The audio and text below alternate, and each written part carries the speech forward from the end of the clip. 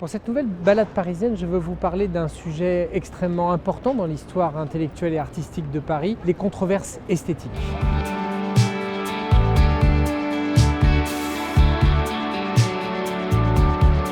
À Paris, de très nombreux monuments, installations, œuvres d'art ont été installés en défrayant la chronique. C'était une forme de scandale à l'époque.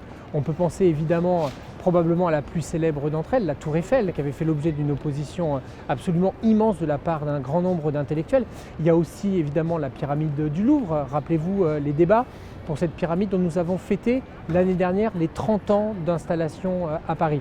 Il y a aussi les colonnes de Buren installées en 1986 dans le parking du Palais Royal et qui avait aussi créé un grand scandale. Je vois d'abord cette pyramide qui me paraît une agression absolument insupportable dans le site du Louvre. Ça n'avait pas besoin de ça pour la publicité du Louvre.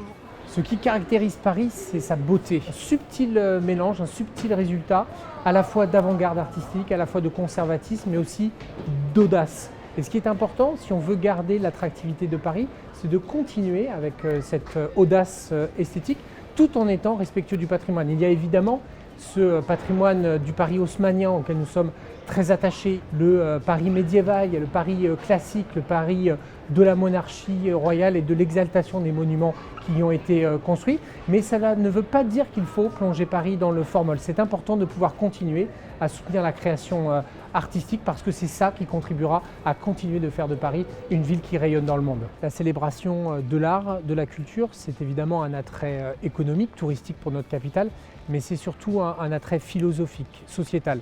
Le sentiment que la culture est quelque chose qui doit être partagé pour tous, par tous, et c'est une façon, en faisant vivre l'art dans l'espace public, d'essayer de travailler ensemble à l'éducation populaire, à la question de la valorisation de notre histoire patrimoniale, culturelle et intellectuelle.